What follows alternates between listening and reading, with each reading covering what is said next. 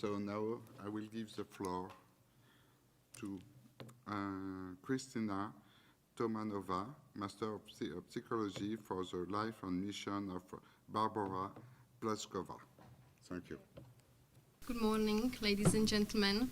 My name is Kristyna Tomanova. I am a real sister of Barbora PLAŠKOVÁ, and I will tell you something about her life and also my experience over the last 7 years. This was my sister.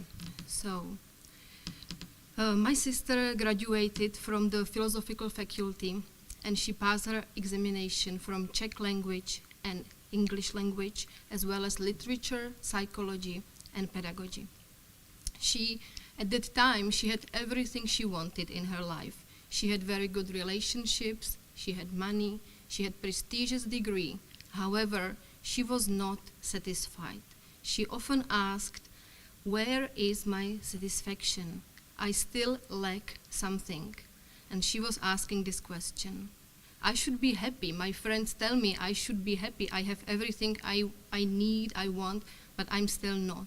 So there must be something bigger, something more unique, something genuine and honest. Suddenly, in one meeting with Yara, her questions about life were answered. She just witnessed his life, his model of his genuine, living, unique life, and she found what she was looking for. She's so kind, I would say, that she wanted this for everybody. So she set on her mission. Her 2 goals were the following. She wanted first to reach her enlightenment for herself, because she knew this was everything that mattered to her and everything that makes sense for her at that moment. And her second goal was to make Yara's teaching famous so he can inspire other spiritual seekers like herself, and that they can reach their own enlightenment and expand their own lives.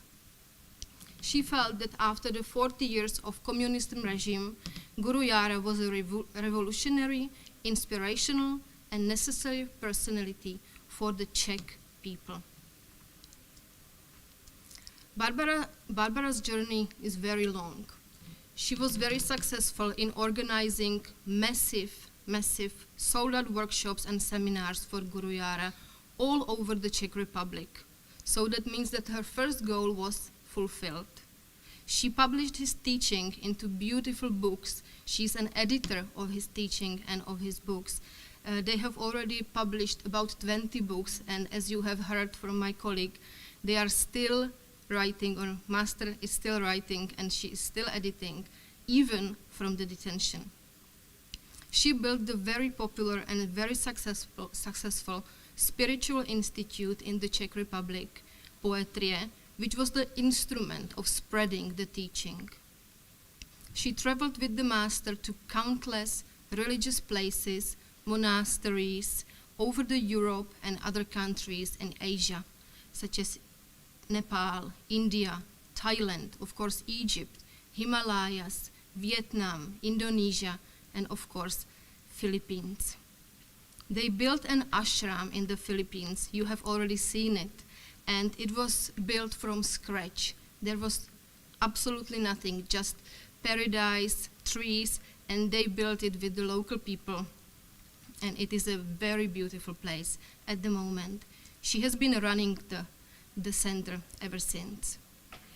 She reached actually her enlightenment in October 2010 with the help of Guru Yara's guidance. It was 14 years after their first meeting. So her second goal was fulfilled as well. She became a respected guru herself, and she officially co-founded the Path of Guru Yara in the Philippines and the USA, as my colleague has already said. In SIARGAO, they set up the spiritual center in SIARGAO, and they visited Philippines in order to find such a beautiful place. So thanks to the vision and endeavor in this beautiful location, they built a very beautiful center where a lot of students from the whole world are coming. They employed also local people, so they are very, very popular by the local people because they gave them jobs, they looked after school, they even supported hospitals, tourism, sporting competitions, and they even helped with the damages caused by the hurricane a few years ago. Because of the spiritual center where she put her blood, sweat, and tears into, she now considers this place her home and the people living there as their family. This is my sister organizing the building and construction activities with the local people, and these are some photographs of the place. Like, people are practicing yoga on a high roof in the middle of the trees and palm trees. And it is just, as you can see, just at the coast and by the ocean. After she became a guru herself at her age of 40, at this pinnacle moment, she also became a mother. Her son is called Bono, and he lives in the ashram. Barbora actually regularly went to extend her visas to SIARGAO, and she did this very regularly every 2 months. However, on her last visit in April 2015, she was told that her passport had been revoked and she was arrested. Her son was only 10 months old and she was still breastfeeding them. This was the last time she saw him and he saw her. Today, she hasn't seen him for 2.5 years because Czech authorities arrested Barbora and they fabricated a crime which she never committed, and this crime was, or this case and verdict was rightfully reappealed due to the lack of evidence. Nevertheless, she is still in the detention for 2.5 years. I am her sister and a psychologist as well, so I don't have to tell you how hard it must be for her, for her son. And you know that the first 3 years of child's life are very, very sensitive period. Barbora is also a single mother. That means that there is actually nobody who can look after Bono in a good way. So it means he is only being brought up and shuffled among the staff of the ashram. Unfortunately, Czech authorities never showed any interest or concern what is going on, what is going to happen with her son, how is he, and how to solve this desperate situation. They have already been robbed of 2.5 long years of their life. The first words when he was on the phone with her were, "Mommy, come."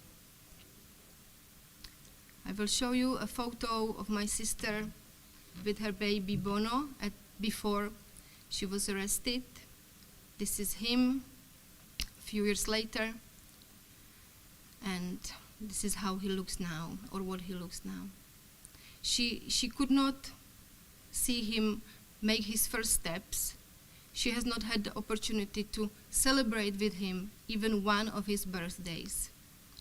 Actually, recently I went to visit my sister in the detention, and she had some time, about few hours, where she could meet her son after the 2.5 years. I was very excited about it, but I was then very unhappy to see that Bono absolutely has no idea who she is. So all of us were really looking forward to this moment, and her son just doesn't know who the lady was, who is actually his mother. So it's very, very hard for me, for my whole family, my parents and Barbora's parents. Bono, as I could see him also for the first time, Bono is really deeply affected by this lack of his mother and by the separation in this sensitive period of his life. He doesn't keep eye contact very much with anybody. He doesn't talk, although he should be already talking at this age. And I can see he is very, very suffering. Although, or besides this unbearable pain of losing her son, also Barbara's health is suffering a lot. In the detention, there is actually no medical aid. So she has suffered all of these problems and health issues. Nausea, poisoning, tonsillitis, gallbladder stones, etc., etc. She had some inflammation because of her C-section in the past, and all of that is actually handled with zero medical help already for 2.5 years. I cannot imagine what would happen to the family, to our family, to Bono, if she dies there. And I have to say, there were people who have died there already. So, the basic Charter of Rights and Freedoms for her and for her son were absolutely violated, as well as Geneva Conventions, because there has been an attempt of kidnapping of Master Guruyara, and my sister was supposed to be the next on the list. It means all of these rights, which you can see here, have been violated.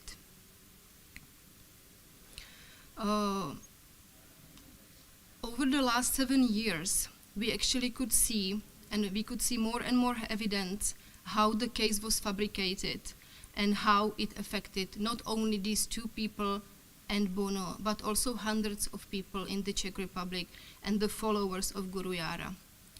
I will give you some of the examples that happened to me or to my friends or fellow believers in the Czech Republic over the last 7 years. I have to point out that I just went to seminars, practiced yoga, did some feng shui and astrology. And a few days later, after one of such seminars, I had a commando of policemen in my flat. My husband had to watch it, although he is not part of our religious society. We had a quite brutal police raid. Our IT technique and all our external disks were removed. Where we had our work, it means that the source of income was totally discontinued for me. Some of the religious objects the policemen took were never returned. I know that what happened to some other of the followers at the same time. Policemen mocked their religious orientation, they humiliated them, they threatened them with years and years of imprisonment, which was totally not true. After that, there has been a long, huge media campaign which was tailor-made and which was devastating for everybody in the Czech Republic who followed in the past Guruyara or liked his teachings.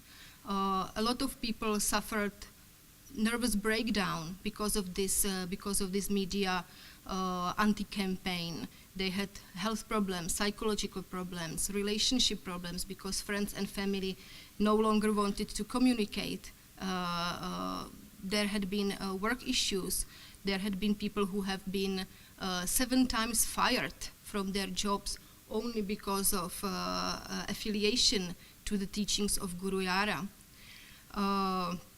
There has been a very bad court that is called Kangaroo Court. Absolutely no fair trial possibilities that is actually obliged and must be observed by law. So fair trial was not present at all. I was even lied into my face by the ex officio lawyers, yes, about some facts of the case. The witnesses didn't even show up at the court. etc., etc. Although the appellate court has annulled the verdict, they have still been in prison for 2.5 years, so nothing is really moving on, nothing is happening, yes. Then the members of the anti-cult movement serve as some kind of experts at these courts, which is also a very problematic issue when they have their own religious beliefs. My sister's passport was illegally revoked, which we found out later. So, and this is probably the sole reason, this is the passport, why she is actually and Master Gurujara detained. So there has been some Interpol misused, and more and more cases and evidences of persecution. I have already talked about the kidnapping attempt and the interfering into asylum proceeding by Czech embassy. So I have really a well-founded fear for my sister, for her son, for the spiritual master Gurujara and all the believers in the Czech Republic, because we are highly threatened for our lives. My sister is suffering immensely, as I have already said, and I think that the basic human rights are totally violated. At the moment, it seems that in the Czech Republic, you have just two options. If you want to follow the teachings of Gurujara, you can either go to exile or you have to deny what you believe in. Otherwise, your life in the Czech Republic is really, really hard and difficult. So, although the Czech Republic presents itself as a free country, unfortunately, I do not feel so. It is immensely hard to undergo such persecution and to have a person in my family as my sister who is being mocked on a daily basis in the newspaper. There is no protection for minorities. My colleague will speak about it a bit later. And I guess it really comes from the communist regime, and where at that moment actually religion was quite forbidden at that time. So we are kind of young democracy, and I think we are still learning how to deal with religious minorities, religious issues. I come from psychological circles, and I am quite surprised that even among psychologists, the matter of faith and religion is not very welcomed. So I think we will have to fight in the future also for our rights and for the awareness of religious belief and religious freedom. So my last words is just ask and plea for help, because I think this situation is very urgent. We have no time. My sister has no more time. Gurujara has no more time. Bono has no more time, and we cannot wait any longer for this situation to be solved. We are really fighting for our day-to-day survival. I believe Czech party will be forced to answer for this action. However, realistically, this may take quite a long time, as it has already taken. I'm hoping maybe for this UPR session to be some kind of a change. So I would like to ask you, on behalf of my sister and her son Bono, help respect human rights and end the suffering of all the members of religious minorities and their families in the Czech Republic. Thank you for listening.